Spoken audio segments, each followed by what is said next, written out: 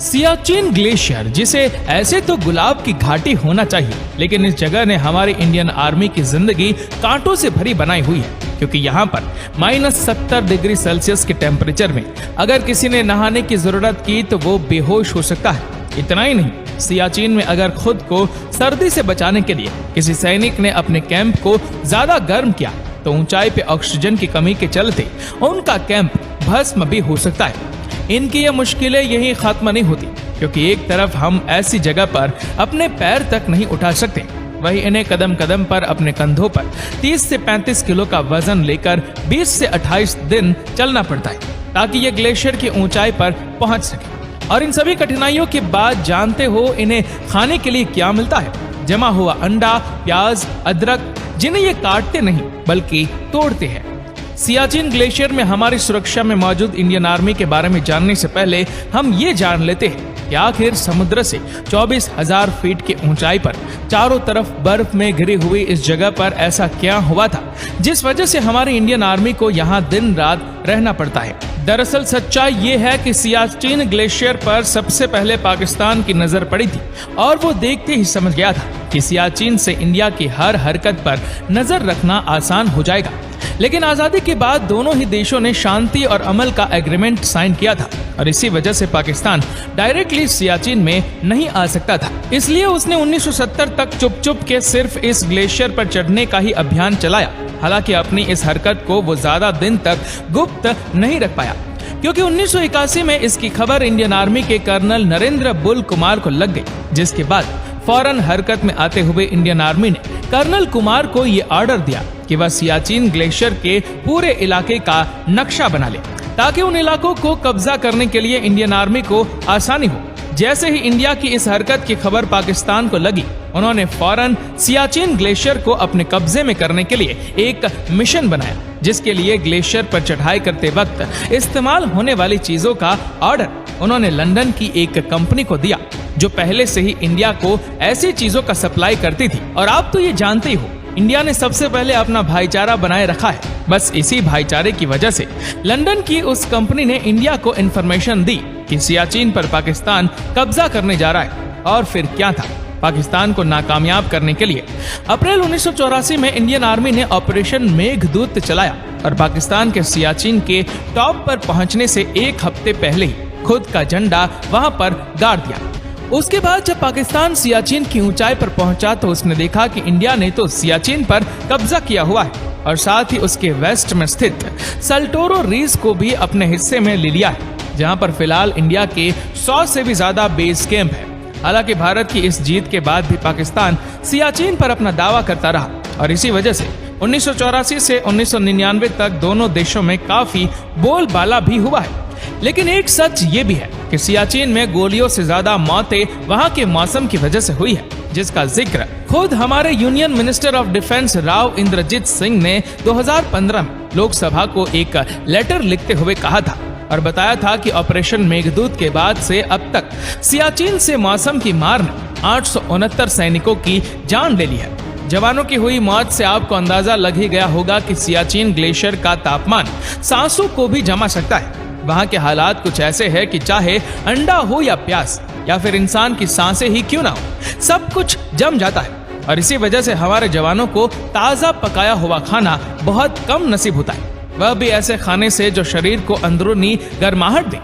इसीलिए Indian army को chocolate, गुड़ और चिक्की जैसी चीजें रोजाना दी जाती है। और रहा सवाल खाने का, तो सियाचिन में इंडियन आर्मी को ज्यादातर पैक्ड खाना ही दिया जाता है, जिन्हें बस गर्म पानी में डालकर पकाया जा सके, क्योंकि यही चीजें -70 डिग्री सेल्सियस में आसानी से पकाकर खाई जा सकती है। अब अगर आप ये सोच रहे हो कि उसके लिए पानी की जरूरत होती होगी, इसीलिए बर्फ को पिघलाकर उसी का इस्तेमाल किया जाता है, फिर चाहे वह पानी पीना हो या फिर अपने लिए कुछ बनाना हो। अगर साइंटिफिकली देखा जाए तो इंसान जितनी ज्यादा हाइट पे होता है, उसे अपने बॉडी में एनर्जी लेवल बनाए रखने के लिए उतनी ज्यादा कैलोरीज की जरूरत पड़ती है। लेकिन दुर्भाग्यवश हमारे सोल्जर्स के साथ चाहकर भी ऐसा नहीं हो पाता। उल्टा कई बार बेस कैंप से पकाया हुआ जो खाना आता है वह बीच रास्ते में ही ऐसे ही जम जाता है और सैनिकों तक पहुंचते पहुंचते उसमें कोई स्वाद ही नहीं बचता। और रहा सवाल इंडियन आर्मी की ट्रेनिंग और उनकी लाइफस्टाइल का, तो अब तक आप जान ही गए होंगे कि सियाचिन ग्लेशियर में रहना बच्चों का खेल बिल्कुल नहीं है। यहाँ काम करने के लिए शारीरिक तंदुरुस्ती और जज्बात दोनों का फिट रहना बेहद जरूरी है। इसलिए तो यहाँ पोस्टिंग से पहले सभी जवानों की लगभग 5 हफ्ते तक स्पेशल ट्रेनिंग होती है, जिसमें शुरू के कुछ दिन उन्हें कश्मीर में सिर्फ ये सिखाया जाता है कि सियाचिन में उन्हें माउंटेन क्लाइंबर्स की तरह अपनी जिंदगी बितानी है। उसके बाद जब सैनिक के लाइफ स्किल सीख लेते हैं तब उन्हें सियाचिन बेस कैंप लाया जाता है, जहां उन्हें 21 दिन तक बकायदा सेना की तरह रेस्क्यू से लेकर डिफेंस तक सभी चीजें सिखाई जाती है। और इसी दौरान उनके दिन की शुरुआत रोजाना 1 से 1.5 घंटे मिलने वाली फिजिकल ट्रेनिंग से होती है। उसके बाद उन्हें सियाचिन बैटल स्कूल में ऊंचाई पर बने ग्लेशियर पर चढ़ना उतरना, बर्फीले तूफान का सामना करना जैसी लाइफ सेविंग चीजों की ट्रेनिंग दी जाती है। जैसे ही उनकी ये सब ट्रेनिंग खत्म हो जाती है, उसके बाद हर सैनिक को एक टेस्ट पास करना होता है और जो भी जवान इस टेस्ट को पास करता है उसे ही ऊपर सियाचिन ग्लेशियर में भेजा जाता है, जहां उसकी पोस्टिंग सिर्फ 3 महीनों के लिए ही होती है। वैसे सियाचिन ग्लेशियर में पड़ने वाली ठंड का अंदाजा आप इसी बात से लगा सकते हो कि वहां मैक्सिमम टेम्परेचर भी -30 डिग्री सेल्सियस है। ऐसे में हम और आप नहाना तो छोड़ो, पानी के बारे में सुनना भी नहीं चाहेंगे। इसीलिए तो यहाँ पोस्टेड आर्मी के जवानों को भी ना नहाने की हिदायत दी जाती है और ना ही शेव करने की, क्योंकि यहाँ के कम टेम्परेचर में स्किन एकदम नाजुक हो जाती है, जिस वजह से अगर शेविंग के दौरान किसी सोल्जर को इंजरी हो गई तो उसका घाव भरने में जरूरत से ज्यादा वक्त लग जाएगा। सिर्फ यही नहीं, पोस्टिंग के बाद जितने भी सैनिक सियाचिन में रह रहे होते हैं उन पर हर पल जान का खतरा मंडरा रहा होता है, क्योंकि इस बर्फीले रेगिस्तान में कौन सी जमीन कब धंस जाए, कब कहां से कौन सा तूफान आ जाए, ये कोई नहीं कह सकता। और इसीलिए यहाँ पर सभी सैनिक खुद को एक रस्सी से बांध कर ही आते जाते हैं, ताकि ऐसी कोई भी सिचुएशन में एक दूसरे की मदद कर सके। अब आपको अंदाजा हो ही गया है कि कितनी खतरनाक जगह है ये, लेकिन इनकी ये समस्या यहीं पर खत्म नहीं होती है, क्योंकि सियाचिन बेस कैंप से ऊपर ग्लेशियर तक इंडियन आर्मी को महीने का राशन सिर्फ कुछ ही सेकंड में मिलता है। मतलब सियाचिन के मौसम में चलने वाले 160 किलोमीटर प्रति घंटे की हवा में किसी भी हेलीकॉप्टर को उड़ा पाना बहुत ही मुश्किल है, और इसीलिए वहां पर खास हेलीकॉप्टर चीता को ही उड़ाया जाता है, जो महीने में एक ही बार सिर्फ 30 सेकंड के लिए ऊपर बनाए गए हेलीपैड पर रुककर राशन डिलीवर करता है, ताकि उनके किसी भी मूवमेंट की भनक दुश्मन को ना लगे। पर अगर आपको लग रहा है कि सियाचिन ग्लेशियर में रहने वाले सैनिकों की मुसीबत यही तक है, तो मैं बता दूं ऐसा भी बिल्कुल नहीं है, क्योंकि सियाचिन में इंडियन आर्मी को दुश्मन के साथ साथ मौसम से भी दो हाथ करना पड़ता है, जिसमें कई बार सिचुएशन ऐसी खराब हो जाती है कि नींव में ही ऑक्सीजन की कमी से सैनिक की मौत हो जाती है।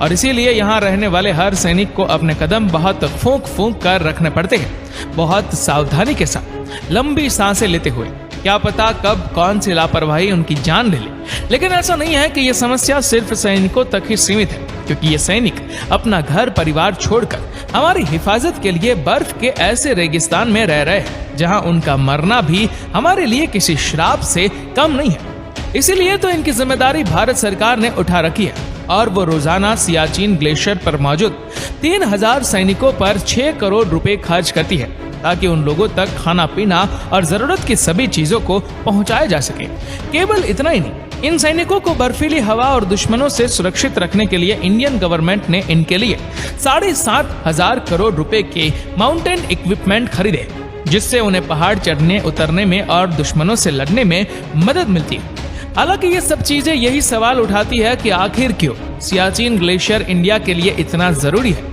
जिस तरीके से सरकार ने वहां जानलेवा परिस्थितियों में भी हमारी सेना को तैनात करके रखा है, दरअसल आप लोग जानते ही हैं, आजादी के बाद से ही इंडिया और पाकिस्तान के बीच दुश्मनी का माहौल रहा है। इसीलिए शांति और अमल बनाने के लिए 1949 में कराची एग्रीमेंट और 1972 में शिमला एग्रीमेंट दोनों ही देशों ने यह तय करते हुए साइन किया था कि काराकोरम की पहाड़ियों के पास मौजूद सियाचिन ग्लेशियर में कोई भी देश घुसपैठ नहीं करेगा। लेकिन जैसे हमने पहले डिस्कस किया, क्योंकि भारत नहीं चाहता था कि काराकोरम की पहाड़ियों में LOC के खत्म होते ही एक तरफ NJ-9842 जो पाकिस्तान के बाल्टिस्तान का एंड पॉइंट है, और दूसरी तरफ जहां चाइना के अक्साई चीन का पॉइंट है, वो किसी भी हालत में सियाचिन की वजह से एक हो जाए। और ऐसा इसलिए कि अगर दोनों में से किसी भी देश ने सियाचिन पर कब्जा कर लिया तो उसके लिए हमारी हर हरकत पर नजर रखना आसान हो ही जाएगा। साथ ही ये दोनों देश अपने राजनीतिक रिश्तों की वजह से एक साथ इंडिया पर हमला कर सकते हैं और ऐसा होने पर इंडिया के लिए अपने दोनों दुश्मनों के साथ एक साथ लड़ना थोड़ा मुश्किल हो जाएगा। इसी वजह से इंडियन आर्मी को सियाचिन में खराब हालातों में भी तैनात किया गया ताकि वो दोनों देशों में जन्मी इस दूरी को ऐसे ही बनाए रखे। और साथ ही सियाचिन दुनिया का सबसे बड़ा, सबसे ऊंचा और बड़ा बैटलफील्ड है जहां से भारत के लिए अपने दोनों पड़ोसी देश की हरकतों पर नजर रखना भी आसान हो जाता है। इन्हीं सब वजहों से हमारी आर्मी को सियाचिन में रूह जमा देने वाली ठंड में भी तैनात रहना पड़ता है। लेकिन इनमें कोई शक नहीं है कि हमारी सरकार सियाचिन में रह रही इंडियन आर्मी के हालात को सुधारने के लिए काफी कोशिश कर रही है। लेकिन यहाँ जो चीज सबसे ज्यादा जरूरी है वह है हमारे सैनिकों की सुरक्षा। देखा जाए तो इंडिया पाकिस्तान की ये लड़ाई कब खत्म होगी ये तो कोई नहीं जानता, लेकिन क्या ऐसे ही हर बार सियाचिन में रह रहे हमारी सेना के लोगों की जान महज ठंड की वजह से ही जाती रहेगी? क्या गवर्नमेंट कुछ और नहीं कर सकती इस ठंड को रोकने के लिए? आपका क्या ख्याल है इस बारे में कमेंट में जरूर बताइएगा। और अगर आपको वीडियो अच्छा लगा हो तो इस वीडियो को लाइक करेगा, शेयर करेगा ज्यादा से ज्यादा लोगों तक, और ऐसे ही और भी रोचक जानकारियों के लिए सब्सक्राइब करें हमारे YouTube चैनल को और Facebook पर फॉलो करें हमारे पेज को। धन्यवाद।